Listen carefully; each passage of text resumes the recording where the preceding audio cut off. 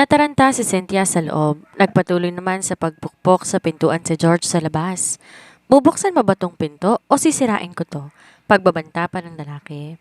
Ano pang ginagawa mo, George? Kagagaling ko lang sa shower at nagbibihis pa ako. Sigaw ni Cynthia. Ilang sandali pa bumukas ang pintuan at bumungad kay Cynthia ang galit na mukha ni George. Yon ang unang beses na nakita niyang ganon ang ekspresyon ng lalaki. Humugot siya ng lakas ng loob bago nagsalita. Bakit pa sigaw ka ng sigaw? Nataranta tuloy si ako kung anong nangyari sa'yo. Pagtataray pa niya. Napatingin naman si George sa magulong itsura ni Cynthia. Hindi ka ba magpapaliwanag sa akin kung anong nangyayari dito? Malamig niyang turan. Napanunok si Cynthia. Dumako naman ang mga mata ni George sa mga damit na nagkalat sa sahig. Agad na nagkukumahog sa pagpulot ng mga iyon si Cynthia at sinubukan pang linlangin ng asawa. Ano bang paliwanag ang pinagsasasabi mo? Nalimutan mo na bang gamit mo ang mga to? Naglilinis ako ng buong bahay, George. Hindi lang naman ako nakatunganga dito buong maghapon. At kaya nandito sa sahig ang mga ito dahil tinatapon ko na. Ikaw nga dapat tinatanong ko kung bakit maaga kang umuwi. Dapat nasa tindahan ka pa rin ngayon dahil maraming customers. Ano, tinatamad ka na ba? Mahaba niyang litanya. Sarkastiko namang natawa si George at talagang balak pang baliktarin ng Cynthia ang sitwasyon. Kung siguro hindi lang nakita ng dalawa niyang mga mata ang nangyari, maaaring siya pa ang humingi ng tawad sa babae. Imbes sagutin ng mga pinagsasabi ng asawa, dumiretso si George sa loob ng silid. Agad nanood sa kanyang ilong ang pamilyar na amoy ng dalawang taong katatapos lang na makaraos. Hindi naman siya bobo para sabihin niyang nagkamali lamang siya. Agad niyang sinundan si Cynthia at tinulak pa siya palabas. Ano sa tingin mo ang ginagawa mo? Kinakausap pa kita kaya wag mo kong tatalikuran. Kung wala ka rin naman palang gagawing matino sa pag-uwi mo ng maaga, mabuti pa bumalik ka na lang sa fruit shop, George. Nabubisit ako sa mukha mo. Nanengkit ang mga mata ni George at marahas na hinawakan ng palapulsuhan ni Cynthia. Bahay ko to, nakalimutan mo na ba? Wala kang pakialam kung papasok ako sa loob ng silid. Bakit mo ako hinaharangan? Natatakot ka ba na makita kong tinatago mo? Pinandilata naman ni Cynthia ng mga mata si George. Tumigil ka na ha, napipiko na ako sa'yo. Kapag nagpatuloy ka pa dyan sa walang kwenta mong mga pinagsasasabi, hindi na talaga kikibuin kahit kailan. Mula sa galit na mukha ng asawa, buwaba ang tingin ni George na namumula nitong leeg. May ilang kiss mark na sa mga bandang iyon ang katawan ni Cynthia, tapos nakuha pa nitong maggalit-galitan sa kanya. Padarag niya itong tinulak sa isang tabi at di alintana na natumba ang babae. Mabilis niyang sinimulang halugugay ng buong silid para hanapin ang lalaki ng asawa niya. Sandaling napaigik si Cynthia dahil masama ang pagkakabagsak niya, subalit nang makita niya si George na parang baliw na naghahalongkat sa buong silid nilang mag-asawa, pinilit niyang sariling tumayo para pigilan ang lalaki. Ilang murang pinakawalan niya at muli, sinubukan pigilan si George. Nababaliw ka na talaga. Lumayas ka dito sa loob ng silid. Tila wala namang pakialam si George kay Cynthia at marahas na iwinaksi ang mga kamay ng babae na pilit mapipigil sa kanya. Bumalik na naman sa paghahalugog hanggang sa tumapat siya sa harapan ng closet. Walang pag-aalilangan niyong binuksan ni George at bumungad sa kanya ang isang nakahubad na lalaki. Halos magdilim ang paningin ni George sa nasaksihan niya. Kahit inaasahan niya ng may kaulayo ang asawa niya, iba pa rin ang pakiramdam na nakita mismo ng dalawang mata niya ang mukha ng lalaki. Baka walang hiya. Nagingit-ngit sa galit na asik ni George. Hindi kayang ilarawan ng kahit anumang salita ang galit na nararamdaman ni George ng mga oras na yon. Agad niyang hinila ang buhok ng lalaki at kinaladkad ito palabas ng closet. Nang makita niyang tatakas ang lalaki, umigkas ang kanyang kamao. At dahil banat ang buto niya sa araw-araw na pagtatrabaho, malakas ang bawat suntok na binitawan niya. Namutla si Cynthia sa sitwasyon sa harapan niya. Agad siyang lumapit kay George at pinigilan ang sunod na suntok na bibitawan sana nito sa mukha ni Fernan. Bitiwan mo siya, George, sigaw niya. Winaksi ni George ang kanyang kamay na naging dahilan kung bakit siya tumilapon sa sahig. Umusbong na rin ang labis na galit sa puso niya.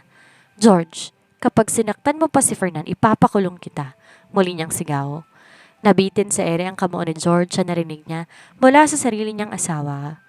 Pakiramdam niya bumaligtad ang sikmura niya.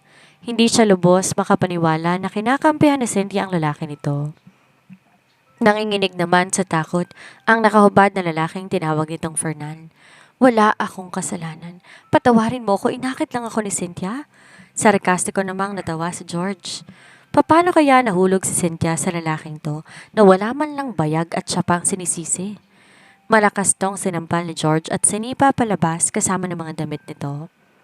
Sinundan naman ng tingin ni Cynthia ang bulto ni Fernan na palabas ng apartment nila. Natatakot siyang pagtawanan siya ng mga kapitbahay nila at pagchismisa na nahuli siya ng asawa niya na may kalaguyo. Nagmamadali siyang nagpunta sa pinto, sinarayong mabuti sa takot na makita siya ng mga kapitbahay. Pinanood naman ni George ang mga kilos si Cynthia. Di niya mapigilan ang sarkastikong matawa. Wala man lang siyang kamalay-malay na iniputan na siya ng asawa niya sa ulo habang abala sa paghahanda ng regalo para sa wedding anniversary nila. Ang galing! Habang busy siya sa pag-iisip kung paano tong pasasayahin, nagpapakasasa sa kandungan ay ibang lalaki ang mahal niyang asawa. Abang siya na may abala sa paghahanda ng regalo para sa wedding anniversary nila. Ang galing! Habang abala siya sa pag-iisip kung paano to pasasayahin, nagpapakasasa sa kandungan ng ibang lalaki ang mahal niyang asawa. Nang bumalik sa kinaroonan niya si Cynthia, ay pagod niya itong tiningnan. Bakit mo nagawa sa akin ang bagay na to? Ano bang kasalanan ko sa'yo at nakuha mo akong lokohin, Cynthia? Nanatili namang tahimik si Cynthia at mukhang walang balak na sagutin siya. Pagkos abala ito sa pagbibihis ng matinong damit. Mariin siyang napapikit para hamigin ang sarili niya kahit pa hanggang ngayon puno pa rin ng puot ang puso niya. Nagawa mo pa talagang dalhin dito ang lalaki mo. May asawa kang tao, nanay ka na. Ganyan ka na ba talaga, kakate? Anong meron sa lalaking yon? Magaling ba? Masarap? Sarkasiko namang natawa si Cynthia na para bang wala dito ang sakit na nararamdaman ni Garrett at taas no pa siyang hinarap. Oo, masarap siya, George. Sobrang sarap at sobrang galing pa. Gaano katagal mo na ako ginawang tanga? Matagal na. Ilang beses na napalunok si George para mawala ang bikig sa lalamunan niya. Nakakatawa mang isipin pero nais niyang maglupasay sa iyak dahil sa sakit. Pakiramdam niya pinira-piraso ang puso niya. Alam mo ba ang dahilan kung bakit nagustuhan ko si Fernan? Tanong nito. Dahan-dahan na nag-angat ng tingin si George. Bagamat hindi siya nagsalita, iniintay niya ang susunod na kataga na sasabihin ni Cynthia. Sa kanya ko lang naramdaman ang sayang hinahanap ko sa pagsasama natin. Nakikita niya ang halaga ko bilang babae. Inaalagaan niya ako. Ikaw, ano bang nagawa mo? Napaka-boring mong kasama. Para kang patay na kahoy. Ang liit pa ng kinikita mo. Sa tingin mo ba, sapat na yung perang binibigay mo sa akin? Kulang pa, George. Kulang na kulang. Pinahid ni Cynthia ang mga luhang kumawala sa kanyang mga mata. Naiinggit sa mga klasiko. Ang yaman-yaman ng mga napangasawa nila. May regular appointment sila sa salon. Mga branded na bag, damit at sapatos. Samantalang ako, ano bang naibigay mo sa akin? Yung mga pipitsuging tinda sa mall na hindi mo mabili kung walang sale? Wala ka namang ibang na ibibigay sa akin kundi pambayad ng bills dito sa bahay. Nakakasawa ka. Wala ka man lang kalambing-lambing sa katawan. Yung iba, binibili na ng bulaklak ang mga asawa nila. Tinadala sa ibang bansa. Pinagsha-shopping sa mga luxury stores. Ikaw, nasaan ka? Nandun sa shop mo. Sub-sub sa trabaho tas di ka man yung mayaman. Wala kang pangarap sa buhay. Pagising ko, wala ka na sa tabi ko. Lagi kang late kung umuwi. Para na akong byuda sa ginagawa mo eh. Ikaw may kasalanan kaya ako na humaling sa iba. Walang ibang dapat sisihin kundi ikaw lang. Si Fernan, dinadala niya ako sa mga luxury dates at restaurants. Ikaw, alam mo ba mga yon? Hindi, di ba? Wala kang ideya kasi ignorante ka. Dagdag pa ni Cynthia. Tinanggap lahat ni George ang mga salitang lumalabas sa bibig ni Cynthia. Nais niyang sagutin ang babae pero naisip niya wala na yung silbi. At habang pinagmamasdan niya ang babaeng nasa harapan niya na pagtanto niya, asawa niya to sa loob ng 6 na taon pero ngayon parang hindi na. Kaya maaga siyang umaalis ng bahay ay para magsikap at bigyan ng magandang buhay ang mag-ina niya. Di man ganon kalaki ang kinikita niya sa shop. Pero kung tutuusin, sobra-sobra na yon sa regular na estado. Tiniis niya lahat ng hirap basta wag lang mamroblema si Cynthia. Subalit ngayong nagtaksil sa kanyang babae, siya pa ang sinisisi nito sa lahat. Bigla namang kinabahan si Cynthia sa pananahimik ni George.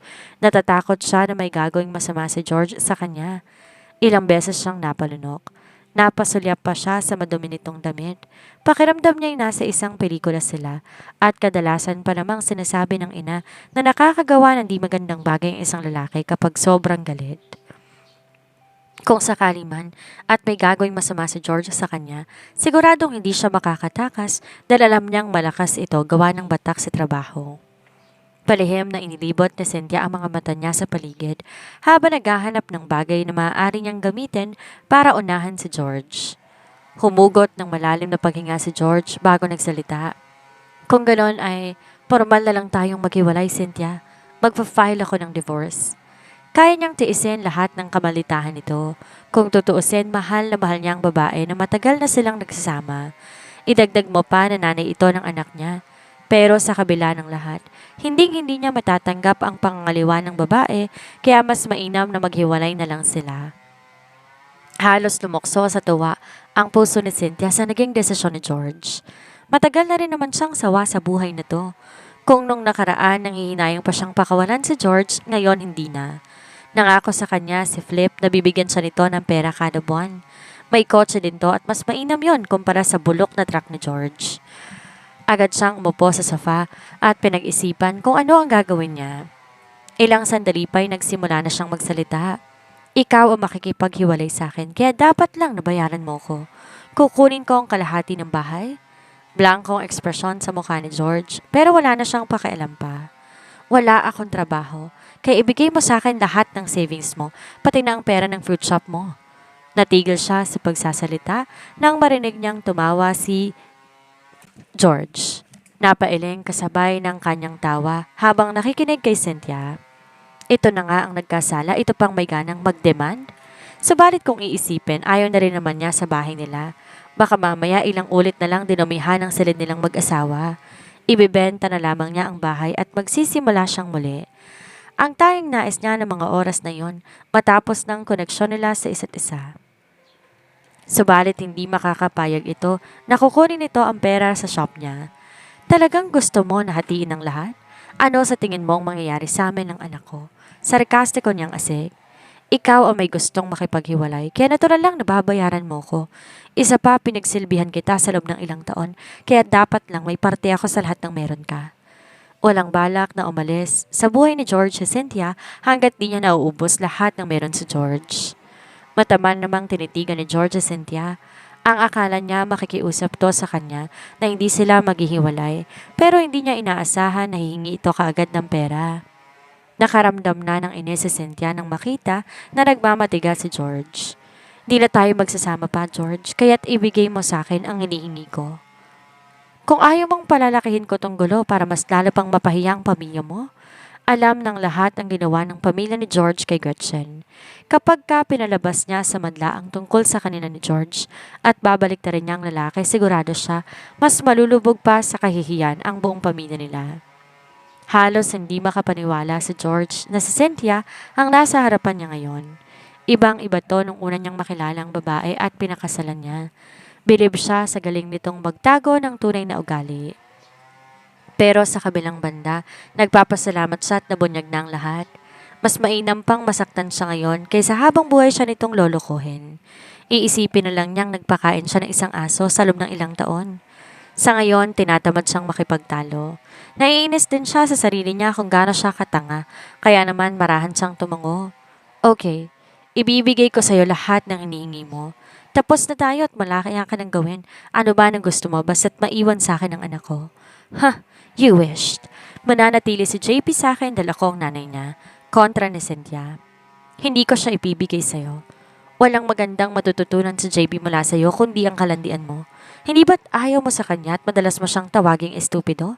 Ano namang drama mo ngayon at balak mo siyang kunin mula sa akin? Naniningkit ang mga matang asik ni George. Nakipagsukatan naman ng titig si Cynthia kay George. Ilang taon na lang lalaki na si JP at makakahanap ng trabaho. Dapat siyang makinabang kapag dumating na ang panahong iyon. Marahas na tumayo mula sa sofa si Cynthia at pinamewangan si George. Dugot laman ko si JP, kaya dapat lamang na sa akin siya. Kung magmamatigas ka pa rin, susunugin ko na lang tong pamamahay natin para mamamatay na lang tayong lahat. Kung hindi rin mapupunta sa akin ang anak ko, pues walang mabubuhay sa atin.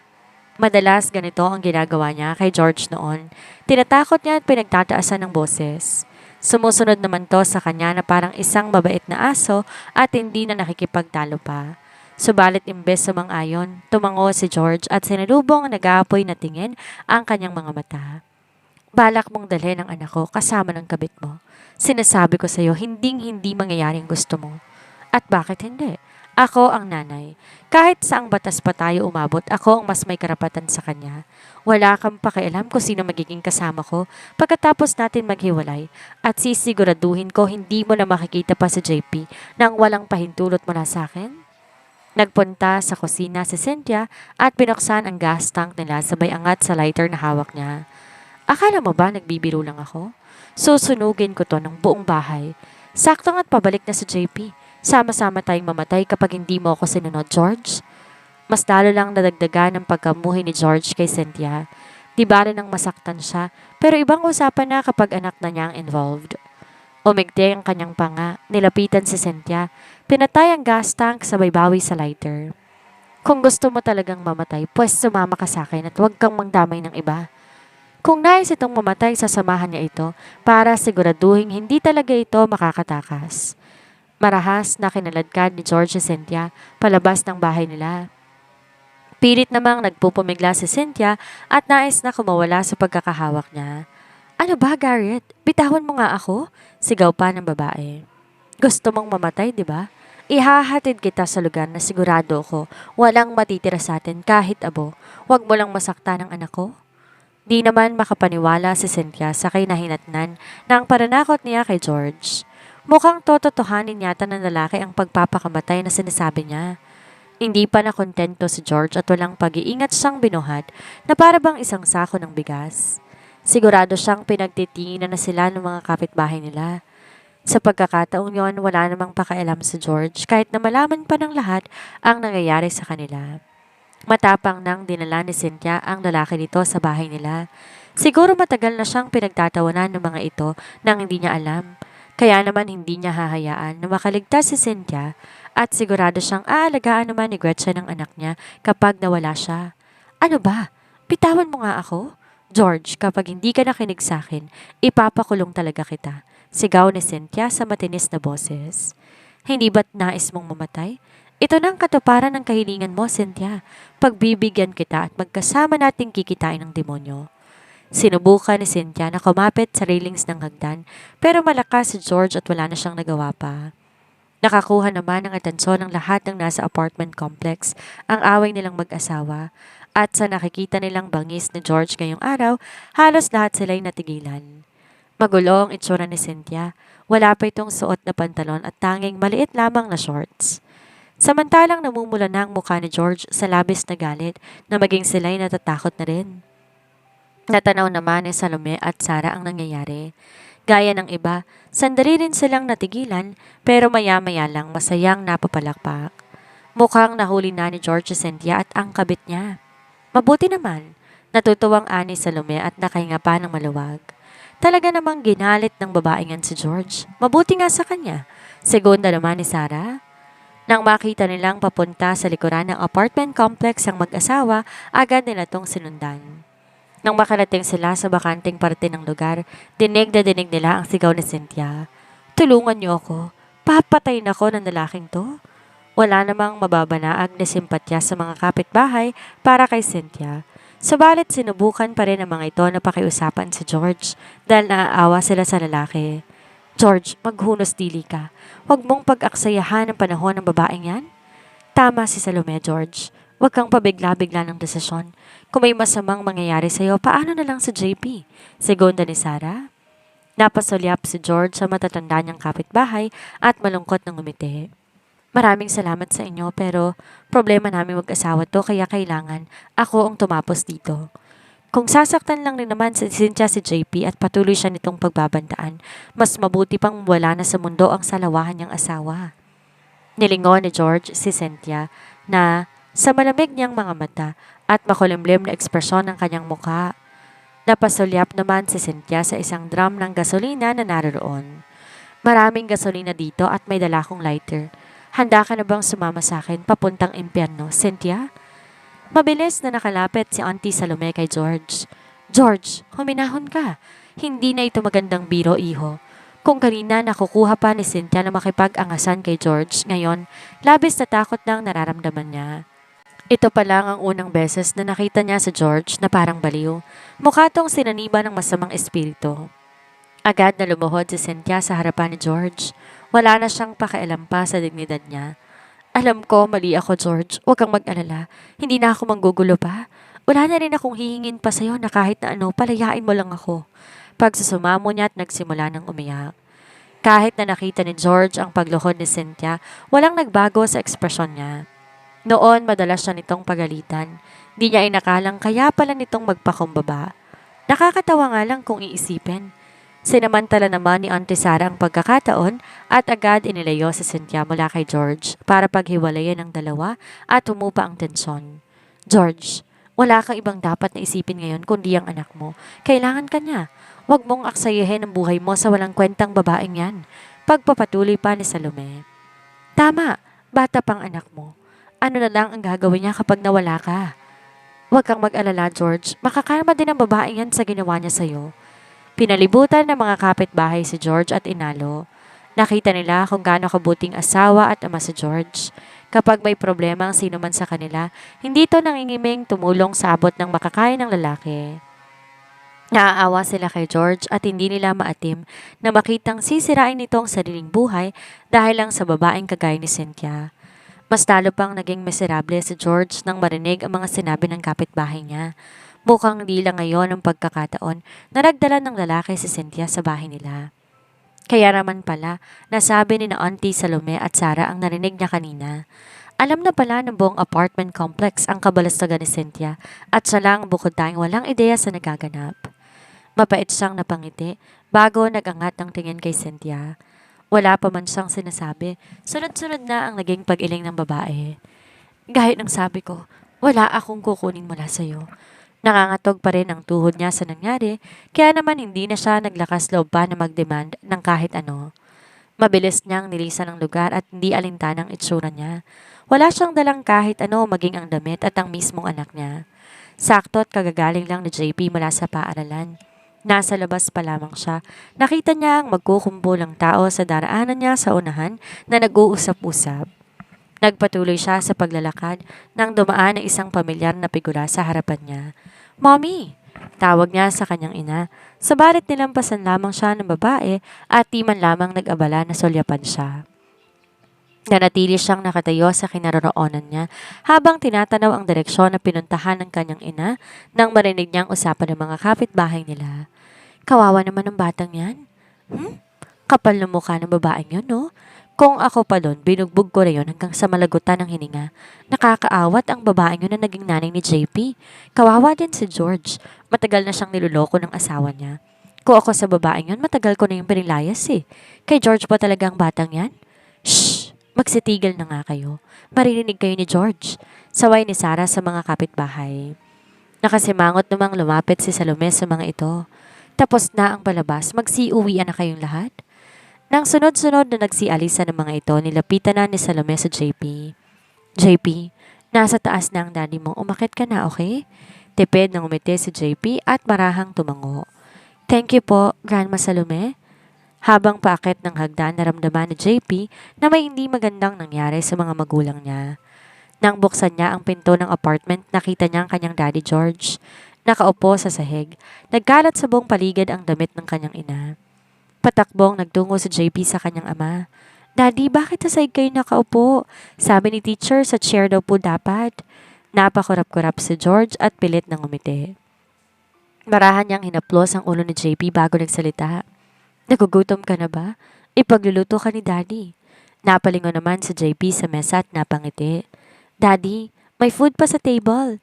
Mabilis na tumayo si George at itinapon lahat ng nasa mesa, maging ang mga pinggan, baso at kubyerto sa basurahan. Bawal kang kumain ng marunuming pagkain, JP. Malamig nitong turan. Napatingin na lang si JP sa likuran ng kanyang ama habang naghahanda ng kakainin niya.